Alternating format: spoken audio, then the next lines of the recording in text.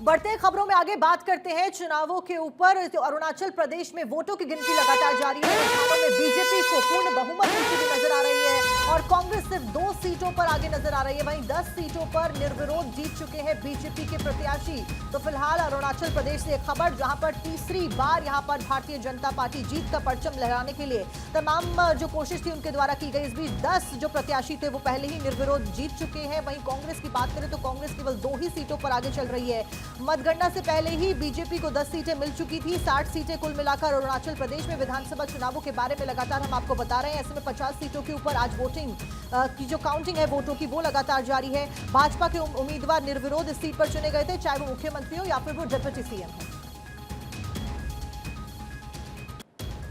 और दूसरी तरफ सिक्किम में भी लगातार मतगणना जारी है और एक बार फिर से एसकेएम सरकार, रुझानों में एसकेएम को प्रचंड बहुमत लगातार मिलता हुआ सिक्किम में नजर आ रहा है। तो बड़ी जानकारी अरुणाचल प्रदेश से आपको हमने दी। वहीं सिक्किम की बात करें तो यहां पर एक बार फिर से एसकेएम को प्रचंड बहुमत मिलता हुआ नजर आ रहा है। बात अगर सिक्किम की करें तो यहां पर 2019 की बात करें तो विधानसभा चुनाव में एसकेएम को 17 सीटें मिली थी और एसडीएफ के खाते में गई थी 15 सीटें। बीजेपी और कांग्रेस का यहां पर खाता भी नहीं खुला था और कुछ यही तस्वीर फिर एक बार देखने को मिल रही है। और हमारे पास हमारे गेस्ट लगातार इस स्टूडियो में मौजूद है। संजीव कौशिक जी राजनीतिक विश्लेषक हैं, बहुत बहुत स्वागत आपका सर। और नीति शर्मा जी जुड़ी हुई, बहुत बहुत स्वागत आपका।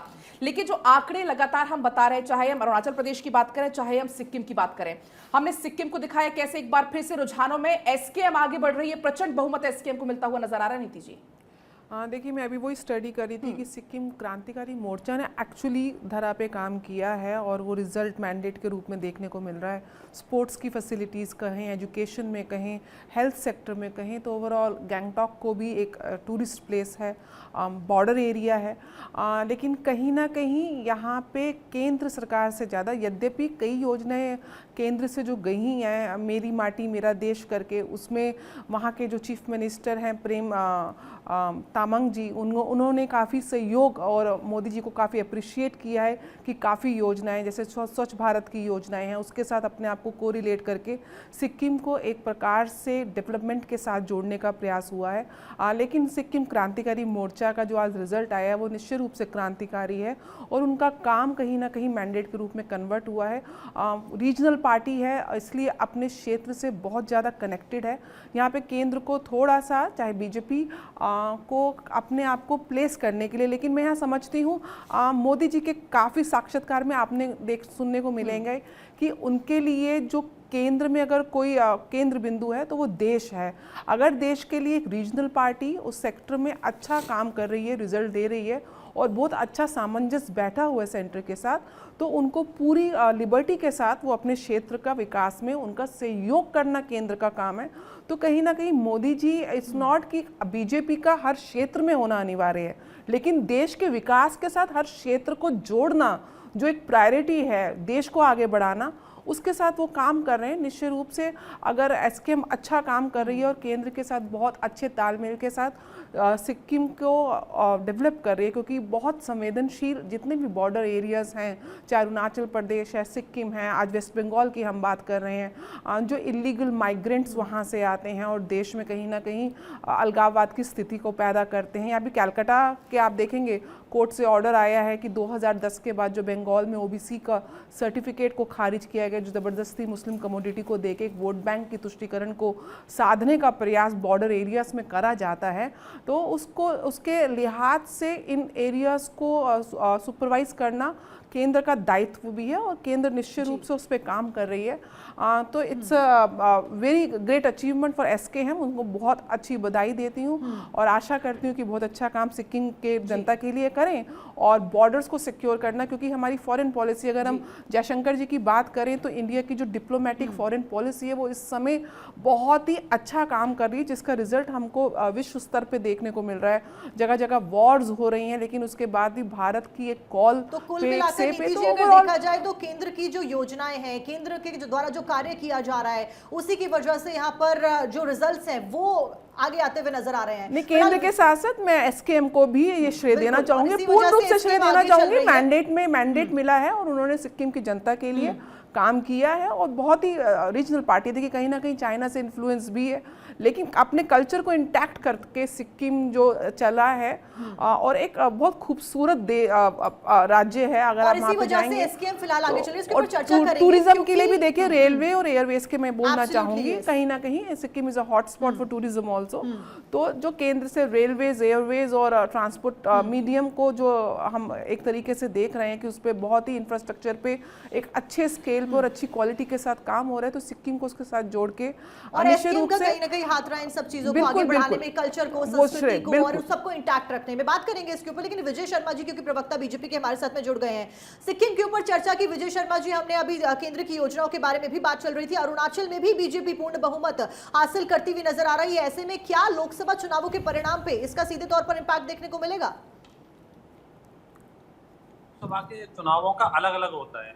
आपने कई राज्यों में देखा होगा कि हम विधानसभा में 7 सीटें हम एक लोकसभा में है तो 7 की 7 हार गए, लोकसभा में हम जीत गए, क्योंकि ये देश का चुनाव होता है लोकसभा में और देश की नीतियां अलग होती है और राज्य के जो अपने काम होते हैं वो अलग होते हैं, वो राज्य के काम होते हैं। तो जनता बड़ी समझदार है, वो फैसला जो लेती है वो राज्य के आधार पर अलग लेती है और लोकसभा के आधार पर अलग लेती है। आपने देखा होगा वेस्ट बंगाल में देखा होगा हमारी 18 सीटें आई थी पिछले लोकसभा में और विधानसभा में हमारी 74 सीटें रह गई थी। तो ये इनका आकलन आपस में करना एक बेमानी होगा और अभी तो खैर लास्ट परिणाम आने बाकी है। अभी तो आंकड़ों में एसकेएम आगे है, अभी तो क्या होता है लास्ट मूवमेंट पे तो उसकी हमें प्रतीक्षा करनी चाहिए और वहाँ हम अच्छा करने जा रहे हैं। अरुणाचल प्रदेश में जैसे आंकड़े हैं कि 43 पे आपका ही चैनल दिखा रहा है, तो अच्छे हमारे लिए तो बहुत खुशी की बात है। तो सिक्किम में भी हमें उम्मीद है, अभी हमने उम्मीद नहीं छोड़ी है कि दोपहर होते होते हो सकता है कि हमारे फेवर में ये आए। जी संजीव जी, आपने सुना होगा किस तरीके से पूरे तरीके से आश्वस्त, हालांकि वोटर बहुत स्मार्ट होता है, वो विकास को देखता है, लेकिन वोटर साइलेंट भी होता है, वो किसको उससे वोट देना है उसके मन में वो पहले ही तय करके जाता है। संजीव जी, जो फिलहाल हम नतीजे देख रहे हैं, चाहे अरुणाचल प्रदेश की बात करें जहां पर बीजेपी लगातार बढ़त बनाई हुई है, ये जो फिलहाल नतीजे निकलकर सामने आ रहे हैं, इसका क्या कुछ संकेत, क्या कुछ आप इसमें कहना चाहेंगे? वोटर ही स्मार्ट नहीं होता है, राजनेता भी स्मार्ट होते हैं अपनी बातों से। अभी आप देखा आपने कि सिक्किम में जो रिजल्ट आ रहे हैं उस पर संदेह की दृष्टि से देख रहे हैं और अरुणाचल में जो नतीजे दिख रहे हैं सामने, रुझान दिख रहे हैं, उस पर तटस्थता के साथ वो बात कर रहे हैं, तो चलता है ये। लेकिन मूल बात यही है कि सिक्किम की जनता का मिजाज जो है वो जब कभी भी सिक्किम के राजनीति में राष्ट्रीय कोई पार्टी यदि दखल देने की कोशिश करता है तो सिक्किम के मनोभाव को, सिक्किम के लोगों के कल्चर से वो ज़्यादा कनेक्ट नहीं हो पाते हैं, जिसके वजह से सिक्किम में अभी तक क्षेत्रीय दलों का दबदबा रहा है। वो उनको बेहतर तरीके से जानते हैं, एक दूसरे से कनेक्टिविटी उनकी बेहतर होती है, समझते हैं, समस्याओं को समझते हैं, उसको सॉल्व करना जानते हैं, व्यवहारिक रूप से वो समझ पाते हैं। बाहरी लोगों के बारे में उनके विचार ये होते हैं कि चाहे वो भारतीय जनता पार्टी हो या अन्य दल हो, वो उनकी बातों को बेहतर तरीके से नहीं समझ पाते हैं और सॉल्व भी नहीं कर पाते हैं। इसलिए वो लगातार शुरुआती दौर से ही वहाँ इर्द गिर्द क्षेत्रीय पार्टियों का दबदबा रहा है और उसी के हिसाब से वो चलता रहा है। कोशिश है लगातार, निश्चित तौर पे देश के नीतियों में एक नीति महत्वपूर्ण ये भी है कि जो बॉर्डर के सीमाई इलाके हैं उस पर भारतीय जनता पार्टी की सरकार ख़ास तौर पर नज़र रख रही है और वो कहती भी है डंके की चोट पे कि इन राज्यों में जो सटे हुए इलाके हैं उस पर हमारा विशेष ध्यान रहेगा, वहाँ का इंफ्रास्ट्रक्चर हम बेहतर करेंगे, पर्यटक के दृष्टिकोण से, सुरक्षा के दृष्टिकोण से उसका भी एक असर है। लेकिन उसके बावजूद वो क्षेत्रीय राजनीति करने वाले, वहाँ के लोग राष्ट्रीय राजनीति करने वाले लोगों को नहीं घुसने देते। दूसरी बात रही अरुणाचल प्रदेश की, तो वहाँ साफ दिखाई दे रहा है कि भारतीय जनता पार्टी अभी बढ़त में है। लाख पिछड़ने की बात हो, लेकिन अचानक जब इस लेवल पे आप चले जाते हैं तो पलटने के बावजूद भी आप नीचे गिरेंगे तो कितना गिरेंगे, तो उसके बावजूद वो मजबूत स्थिति में है, कहने में कोई दो मत नहीं है कि वहाँ पे वापसी हो रही है और भारतीय जनता पार्टी सफल है वहाँ पे। ठीक है संजीव जी, इस बीच नीति जी भी लगातार हमारे साथ में बनी हुई। नीति जी, अभी हम बात कर रहे थे किस तरीके से सिक्किम के ऊपर आप बता रही थी क्या कुछ कारण है कि एसकेएम फिलहाल आगे चल रही है, लेकिन अगर बात की जाए अरुणाचल प्रदेश की, अरुणाचल में बीजेपी पूर्ण बहुमत लेती हुई नजर आ रही है। ऐसे में क्या कुछ वो खामियां रही कांग्रेस के द्वारा, इंडी गठबंधन के द्वारा, जो यहाँ पर भी एक बार हार का सामना अब उन्हें करना पड़ रहा है? देखिए, इंडी गठबंधन की काफ़ी खामियों की अगर हम लिस्ट की बात करें, क्योंकि मैंडेट बताता है, मैं इतना जानती हूँ कि वोट परसेंटेज या मैंडेट जो it's a by product of your work. अगर आपने अच्छी गवर्नेंस, अच्छा काम किया है तो आपको मैंडेट मिलेगा, और नहीं किया है तो नहीं मिलेगा। सबसे पहली बात तो इंडी गठबंधन के गठजोड़ में ही समस्या डे 1 से थी। आप देखेंगे वेस्ट बंगाल में ये अलग लड़ रहे हैं, पंजाब में अलग लड़ रहे हैं, तो कहीं ना कहीं एकात्मता की कमी है, और बहुत ही ऐसा लगता है कि व्यक्तिगत बेनिफिट्स को लेके ये आगे बढ़ रहे थे। एंड आते आते 2024 के अगर मैं चुनावों को एक समीक्षा बनाऊं तो आखिरी चरण आते आते कहीं इनकी एकता दिखी कि साथ है, क्योंकि आप देखिए कि बहुत से मुद्दे इस पूरे चुनावी दौर में देखे गए। आरंभ हुआ अब की बार 400 पार के नारे से, जो यद्यपि वहीं पे आके अंत हुआ, लेकिन केंद्र बिंदु मोदी जी बने रहे, चाहे पक्ष की बात हो चाहे विपक्ष की बात हो, कौन क्या कह रहा है, आरोप प्रति आरोप चलता रहा। कभी संविधान खतरे में लगा तो कभी मुस्लिम वोट को तुष्टीकरण के लिए साधने का प्रयास किया गया, जातिवाद को साधने का प्रयास किया गया, वेल्थ डिस्ट्रीब्यूशन की बात आई। ओवरऑल अब चुनाव को देखें तो बीच में कई बयान आए जहां पे एक तरीके से अटैक बहुत ही रहा, लेकिन मूल रूप से वोटर बहुत साइलेंट था। बार बार हर चैनल पे ये बात हो रही थी कि वोट परसेंटेज कम है, वोट परसेंटेज कम है, तो कहीं से क्या किस तरीके इशारा कर रहा है। देखिए, अगर कहीं से भी एंटी इनकम्पेंसी होती तो निश्चित रूप से वो धरा पे दिखती, लेकिन कहीं ऐसा नहीं लगा कि मोदी जी के खिलाफ जनता में गुस्सा है, कहीं ऐसा नहीं लगा जनता कह रही है कि राहुल गांधी मोदी जी का विकल्प है या अखिलेश यादव मोदी जी का विकल्प है। तो एक विकल्पहीन विपक्ष, जिस प्रकार से पंडित जवाहरलाल को लेकर भी कई सारे बहुत सवाल खड़े किए जा रहे हैं। विपक्ष कोई भी विकल्प, कोई ऑल्टरनेटिव नहीं दे पाया, चाहे नेतृत्व की बात करें या नीतियों की बात करें, या स्पष्ट रूप से बोलूं मैं विजन की और नीति की भी बात और नियत की भी बात करें,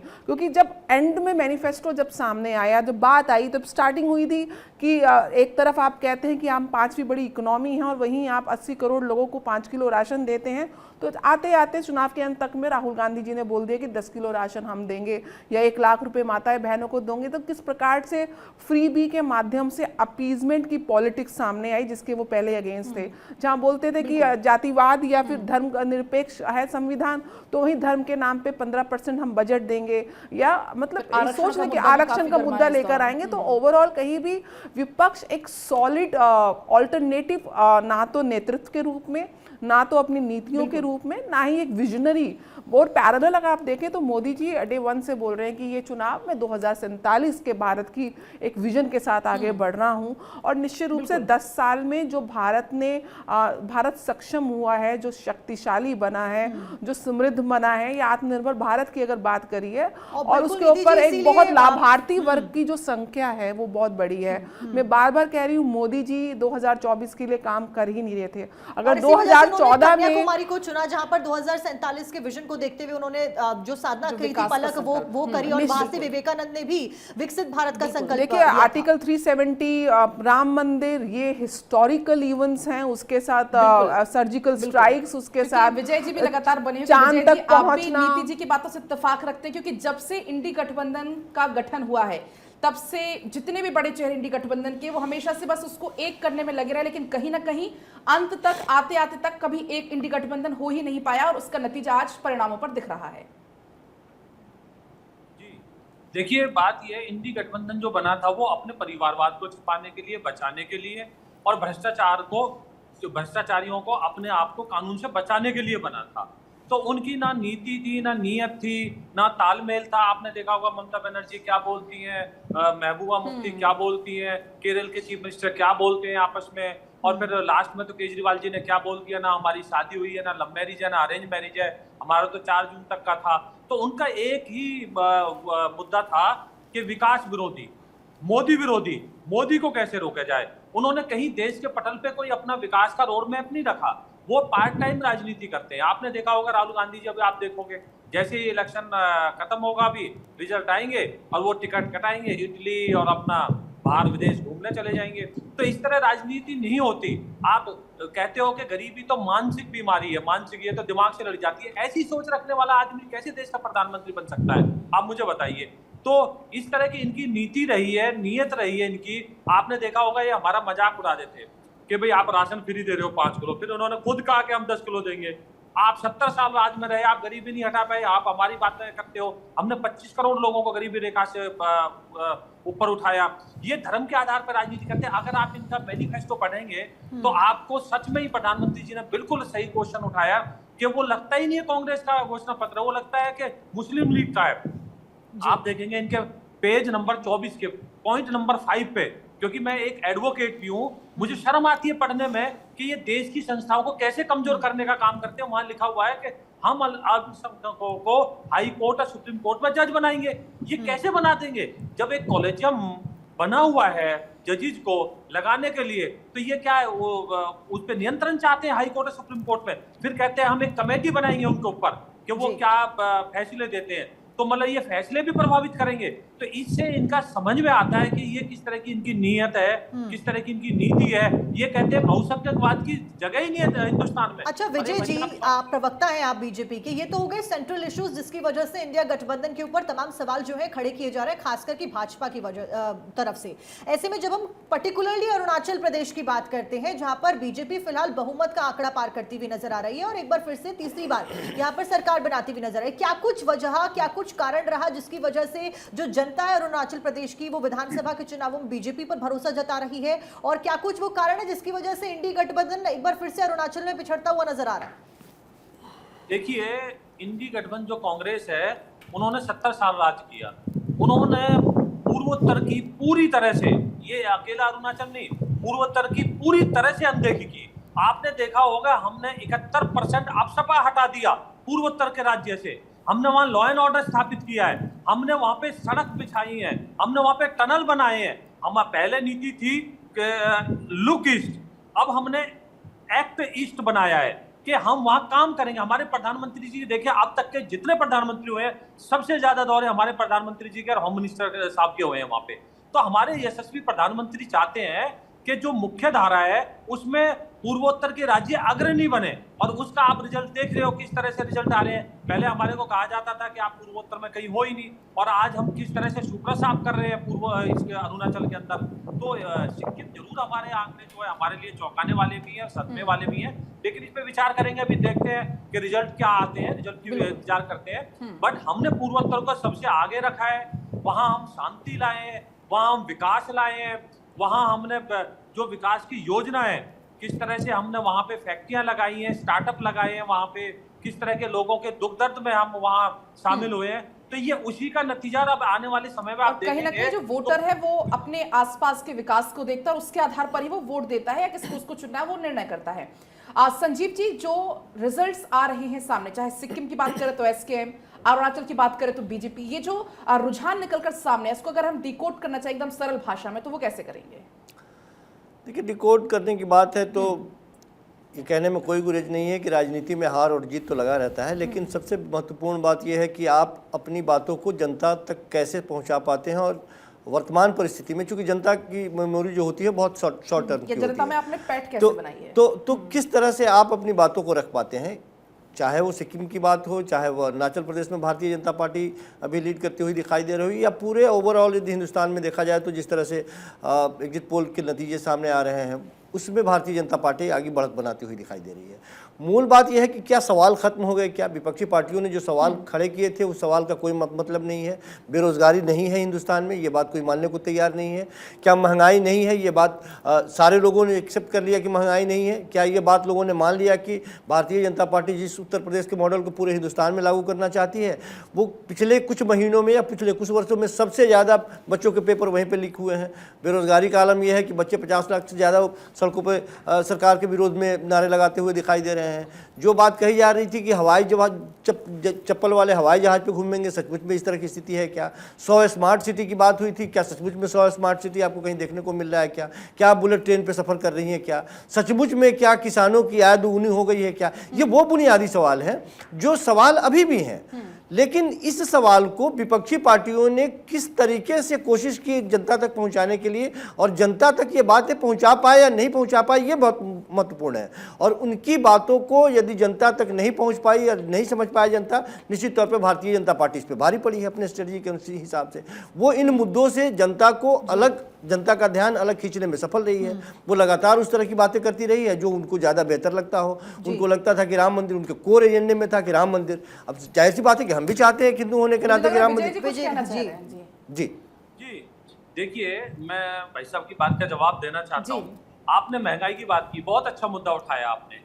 आप देखो कि गैस का सिलेंडर जब वाजपेयी जी गए थे कितने रुपए, 300 कुछ रुपए का था, और जब मनमोहन जी गए कितने रुपए का था, 900 कुछ रुपए का था, और आज कितने रुपए का, 1100 कुछ रुपए का।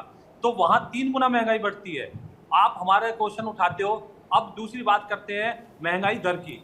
महंगाई दर आप मुझे बताइए, मनमोहन जी के राज में 13 पॉइंट समथिंग तक गई है, और हमने कभी डबल डिजिट में नहीं जानी थी। आज भी 5 पॉइंट समथिंग है महंगाई दर। तो आप महंगाई पे भी बात कर लीजिए, आंकड़े लेके आइए किस तरह से। तो अब आप डीजल पेट्रोल का मैं आप छोटा सा बता देता हूँ। देखिए, आप रूस यूक्रेन के अंदर युद्ध चल रहा है, मिडिल ईस्ट जो सबसे ज्यादा डीजल पेट्रोल का उत्पादन करता है, वहां पे कैसे इजराइल का वहां पे युद्ध चल रहा है। उसके बावजूद देखिए, वाजपेयी सरकार जब गई थी तो जब 36 रुपए मैक्सिमम देश के भागों में पेट्रोल के रेट थे, और जब मनमोहन सिंह जी की सरकार गई थी जब 76 रुपए थे मैक्सिमम, और आज हमारे 96 रुपए हैं। तो आप देख लीजिए, ये कंपैरिजन भी आप करके देख लीजिए। तो आप बेरोजगारी की बातें करते हो, हमने 26 लाख करोड़ के इन्वेस्ट के साथ 46 करोड़ हमने ऋण बांटे हैं युवाओं को कि किस तरह से लोगों को रोजगार मुहैया कराया जाए। मनमोहन सिंह के सरकार में 6 लाख सरकारी नौकरी दी गई, हमारे 10 साल के राज में 18 लाख सरकारी नौकरी दी गई। तो देखो, तथ्य की बात करेंगे तो हमने महंगाई को भी काबू करने का काम किया है। हम ये नहीं कहते हमने खत्म कर दिया, लेकिन हमने काबू करने की प्रयास किया, और उसमें हम सफल भी हुए। हम किसानों की बातें करते हैं, हम 11 करोड़ किसानों को 6,000 देते हैं। हमने कृषि बजट, देखिए यही खासियत है भारतीय। एक सेकंड सुनिए, एक सेकंड बस, मेरी बात कंप्लीट होती है 10 सेकंड में। देखिए, हमने आज पूरे विश्व में 3,000 रुपए का खाद का बैग है, हम 300 रुपए में मुहैया करा रहे हैं। हमने 11 लाख करोड़ सब्सिडी देकर उनको मुहैया कराई है। हमने 5 गुना कृषि बजट बढ़ा दिया। अच्छा विजय जी, मेरा एक पॉइंट यहाँ पर ये होगा, क्योंकि आप खाद्य प्रोवाइड करने की बात कर रहे हैं, यूरिया के कट्टों को लेकर भी लगातार ये बात होती है, लेकिन जो जनता है वो बीच में ये भी कहती हुई नजर आई, क्योंकि इंडी गठबंधन लगातार ये कहते हैं कि मोदी जी ने वो यूरिया की कीमत जरूर सस्ती करी जो इंटरनेशनली बहुत महंगा है, लेकिन क्वांटिटी उसकी कम कर दी। तो ऐसे तमाम आरोप जो है वो इंडी गठबंधन के द्वारा आपकी पॉलिटिकल पार्टी के ऊपर लगाए जाते रहे और अभी भी लगाए जा रहे हैं। देखिए मैम, ऐसा है, अभी देश के अंदर नैनो यूरिया के प्लांट लगे हैं, आपको भी पता होगी, बहुत सारे लगे हैं। तो वहाँ पैकेजिंग का होता है, मशीनिंग का होता है। तो आप मुझे बताइए, हम तो 10 किलो का दे, 50 किलो का दे, सब्सिडी तो वही सेम है। अगर 100 के लिए 100 के का होगा तो भी सब्सिडी हमारी वही है। अब 20 सेकंड हमें भी दे दीजिए। जो खाद के बोरे के बारे में बात कर रहे हैं, दाम के बारे में तो बात कर रहे हैं, और साक्षी ने जो बात उठाई शायद आप उसको समझे नहीं, या समझ के आपने दरकिनार कर दिया। वजन की बात है, वजन में आपने कम कर दिया। आप कहते हैं कि आप 6,000 सब्सिडी के तौर पर किसानों को देते हैं, लेकिन उस सब्सिडी के बहाने आपने उनसे जीएसटी के माध्यम से कितने डीजल और पेट्रोल पर वसूली कर ली है एक साल में, उसका कोई हिसाब, उसका कोई हिसाब नहीं। ये खासियत है भारतीय जनता पार्टी की कि आप अपने उपलब्धियों को बहुत बेहतर तरीके से जनता तक पहुंचाते हैं। और ये आंकड़े जो है केवल किताबों में और फाइलों में गुलाबी दिखते हैं। हकीकत में ये स्थिति ये है कि बच्चे बिलबिलाते हुए दिखाई दे रहे हैं बेरोजगारी के लिए।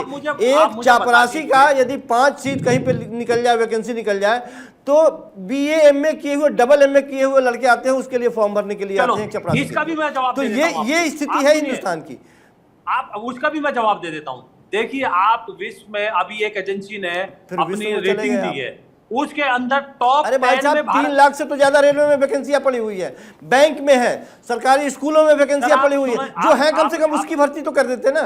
आप जवाब लेंगे तो मैं बताऊंगा, आप जवाब लेंगे। देखिए, अभी सर्वे हुआ था, पूरे विश्व का एक एजेंसी ने सर्वे कराया, हम टॉप 10 में है जहां पेशेवर की कमी है। तो ऐसा नहीं है, ये ठीक है, आपने जो मर्जी जिस तरह मतलब कि यहाँ के बच्चों में क्षमता नहीं है, आप ये कहना चाहते हैं? मैं ये कहना चाहता हूँ कि पेशेवर नहीं है, अनस्किल्ड की मैं मानता हूँ। जो पेशेवर है उनके लिए अवसर हैं देश के अंदर, बहुत अवसर है। तो उसमें आप ये नहीं कह सकते मतलब योग्य बच्चे नहीं है, आप ये कहना चाहते हैं? जी, मैं तो एजेंसी का आपको बता रहा हूँ, कहो तो मैं आपको नाम भेज दूंगा एजेंसी का, जिसने कहा है कि भारत में पेशेवरों की कमी है।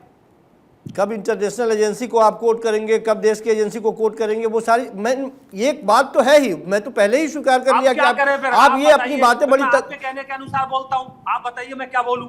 अगर मैं अपने काम गिनाता हूं तो आप कहते हो भारतीय जनता पार्टी अपने काम गिनाती, भाई मैं काम करूंगा तो कौन गिनाएगा? अरे भाई साहब, महंगाई है नहीं है नहीं, ये बताइए आप। तो नकारा नहीं जा मैंने- सकता ना, ये बेरोजगारी है नहीं है ये बताइए आप। देखिए, किसानों की आय आपने दुगुनी कर दी या नहीं की ये बताइए आप। एकदम सीधा सवाल है, महंगाई के इसमें साथ घुमाने साथ की जरूरत क्योंकि नहीं है। एम्प्लॉयमेंट की चर्चा हो रही थी, भारत एक युवा देखिए, प्रधान देश है, देखिए, ऐसे में महंगाई को एम्प्लॉयमेंट की हमने अपॉर्चुनिटीज ये तो कह रहे हैं कि करना बहुत योग्य- ज्यादा जरूरी योग्य- हो जाता है, जो योग्य कि बच्चे नहीं है, जो ये कि कह एक रहे हैं। मुद्दा भी रहा है शुरू से, चाहे वो बेरोजगारी हो चाहे वो महंगाई हो, इसके ऊपर बातचीत लगातार हमारी जारी रहेगी। आप सभी लोग हमारे साथ बने रहिए।